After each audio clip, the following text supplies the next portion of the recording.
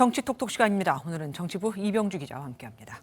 이 기자, 오늘 더불어민주당에서 박지원 전 국정원장의 복당 논의가 있었다면서요? 네, 맞습니다. 더불어민주당 최고위원회 회의에서 관련 논의가 있었습니다. 결론부터 말씀드리자면 일단 보류입니다. 앞서 중앙당 당원 자격심사위원회에서는 복당시키자 이런 결론이 나왔는데 네. 최종 결정권이 있는 최고위에서는 논의가 더 필요하다고 밝힌 겁니다. 조금 더 논의를 하기로 했습니다. 그래서 오늘 결정이 되지 않았고요. 더 논의를 해야 되는 이유는 최고위원들 간에 견해차가 좀 있었습니다. 그러면 누가 반대한 겁니까? 반대 깃발은 정청래 최고위원이 들었습니다. 정 최고위원은 당 분란을 가져올 수 있다고 반대한 것으로 알려졌습니다. 박 전 원장이 지난 20대 총선을 앞두고 탈당해 안철수 의원이 대표였던 국민의당에 들어갔던 걸 문제 삼은 겁니다.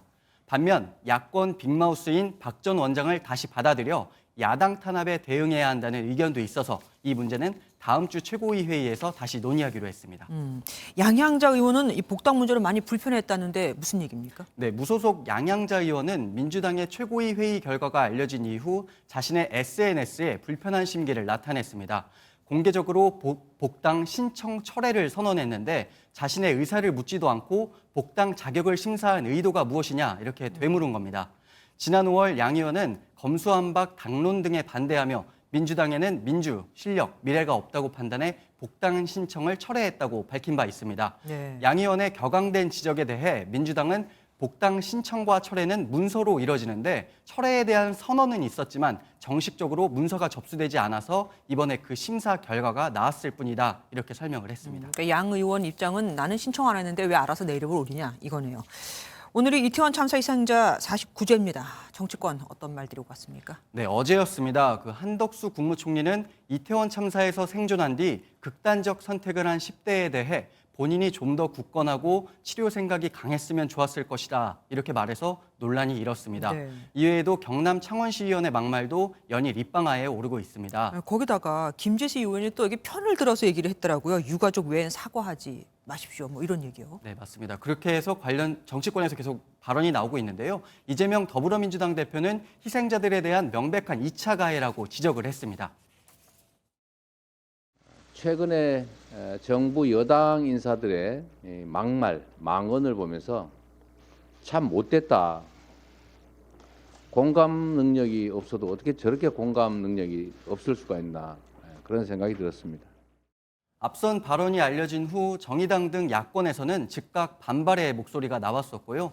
유승민 전 의원도 어젯밤 공감 능력 제로, 안타까운 비극 앞에서 총리가 할 말이냐며 질타의 목소리를 냈습니다. 네. 총리실은 한 총리의 발언은 안타까운 마음의 표현일 뿐 비극의 책임을 개인에게 돌리거나 국가의 책무를 벗으려는 의도가 아니었다. 이런 해명을 내놨습니다.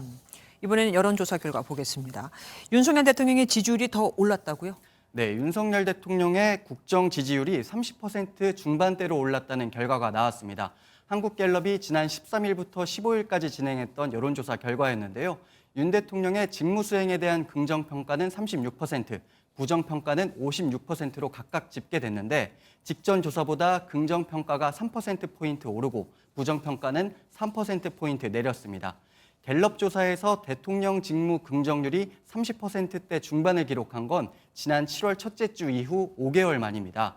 지난 10월과 11월 평균 29%에 머물던 대통령 지지율은 이번 달 들어 상승세를 타고 있는 것으로 나타났습니다.